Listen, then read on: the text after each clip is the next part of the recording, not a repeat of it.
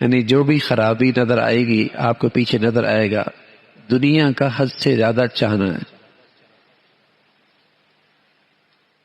چاہے وہ آپس کے جھگڑے ہوں، چاہے وہ زمین کی بات ہو، چاہے وہ زر کی بات ہو، چاہے وہ کاروبار کی بات ہو، چاہے وہ رشتوں کی بات ہو، چاہے وہ عہدوں اور منصبوں کی بات ہو، چاہے وہ اقتدار کی بات ہو، چاہے وہ لین دین کی بات ہو۔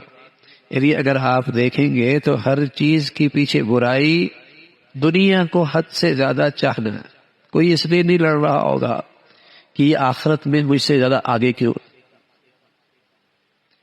کوئی اس وجہ سے ڈپریشن میں نہیں ہو، کوئی اس وجہ سے ڈپریس نہیں ہو، کوئی اس وجہ سے مایوس نہیں ہوگا کہ یہ تہجد کیوں پڑھتا ہے، یہ اتنا پرہیزگار کیوں ہے، یہ اللہ کے راستے میں اتنا خرچ کیوں کرتا ہے۔ اس لیے حسد نہیں پیدا ہوگا، اس لیے کینہ نہیں ہوگا، اس لیے حسد کینہ ہوگا کہ یہ دنیا میں مجھ سے زیادہ آگے کیوں ہے۔ تو سچے نبی صلی اللہ علیہ وسلم اپنے پیاروں کی تربیت فرمایا کرتے تھے اور دنیا کی حقیقت سمجھایا کرتے تھے۔ اگر یہ سمجھ میں آ گئی تو بہت ساری برائیوں سے بچ جاؤ گے، بہت سے برائیوں سے بچ جاؤ گے۔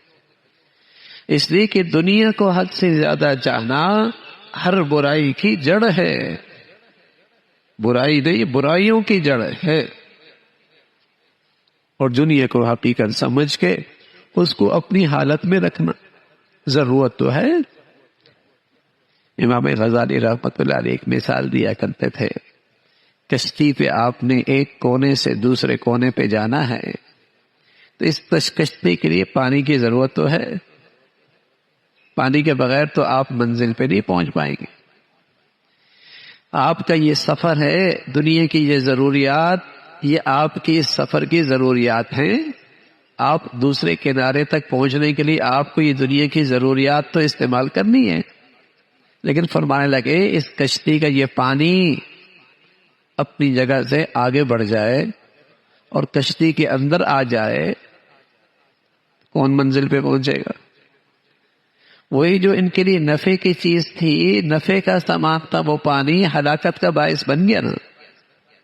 تو فرمایا دنیا ضرورت کی جگہ اپنی جگہ، اور ضرورت اور نفع کی چیز بالکل ٹھیک، لیکن جب یہ دل کی کشتی میں آ جائے گا اور آدمی ہر وقت اسی کی فکر میں لگا رہے گا اور یہی اس کی سب سے بڑی ترجیح بن جائے گی، یا مال چاہیے یا جاہ چاہیے، یا جاہ چاہیے یا مال چاہیے۔